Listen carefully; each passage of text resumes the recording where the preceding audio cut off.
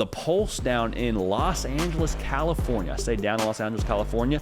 Out there on the West Coast, up there in Los Angeles, California, the USC Trojans. Take a pulse of the program out there. And for those of y'all that are new, I promise you the thumbnail is not misspelled. There's a difference between a program and a program. We say program on here because it is a community here of college football crazed individuals 365 days a year. But the USC program, in my opinion, is in a really interesting spot.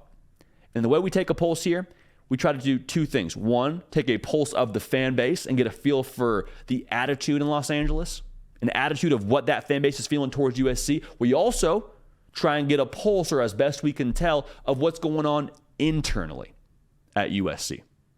So without further ado, the pulse of the program at USC, within that fan base at least, is that the time is now. The time is now at USC. Because for however long we've talked about it with Lincoln Riley, the question has always been, offense is really good.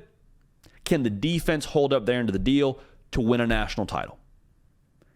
And for USC this coming season, you have a generational talent in Caleb Williams.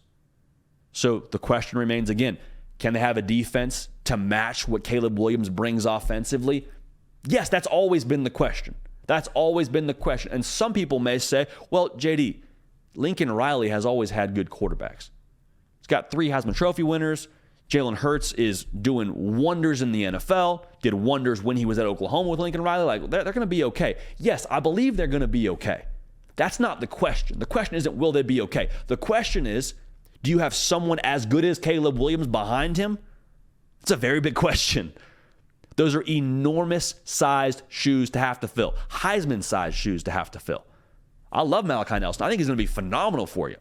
I'm not saying he won't be what Caleb Williams is. I'm just saying that's an enormous question to have to answer.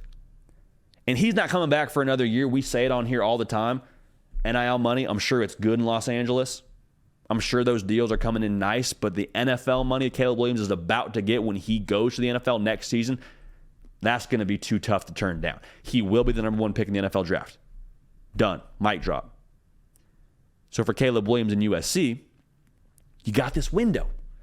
Got this 12-game window here, and the most sickening thing for USC fans would be to sit back after the season's over and say, man, what could we have done with Caleb Williams on our roster? How good could we have been if we had had a defense? Now, credit Lincoln Riley and company. They've gone to the transfer portal. They've retooled the defensive line. They've helped the secondary. Like they've done a lot now to try and revamp that defensive side of the ball. They can't miss tackles, which is sort of just a simplistic statement to say, but they can't miss tackles. They missed 150 plus last year, one of the worst in the country.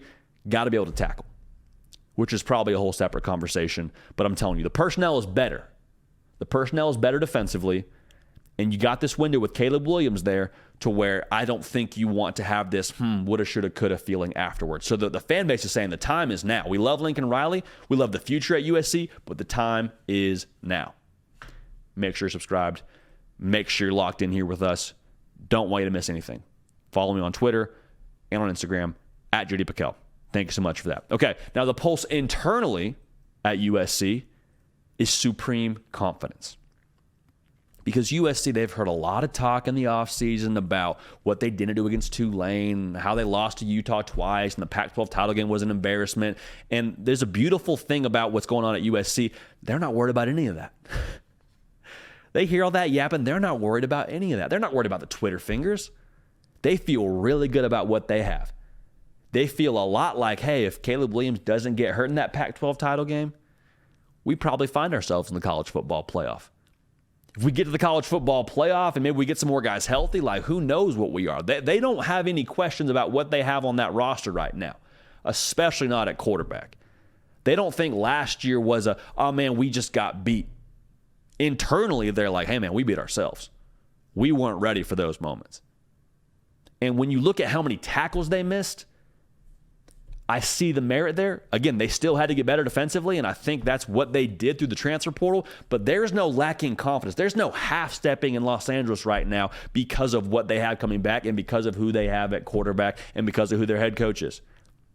I think teams take on the persona of their head coach. We say it on here a lot. And for Lincoln Riley and company, He just exudes confidence. I think the California coast kind of suits him. He's chill. He's not going to get too flustered.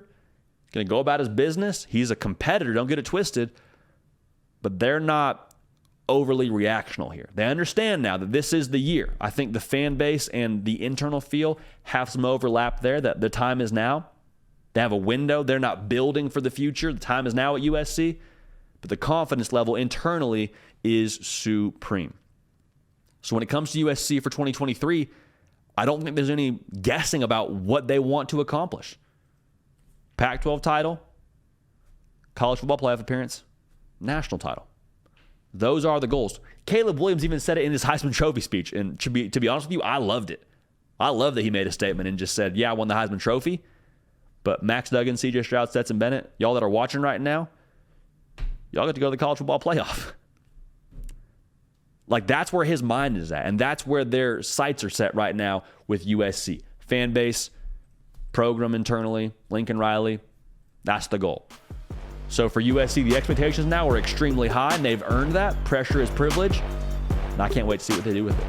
But that is the pulse of the program for the USC Trojans.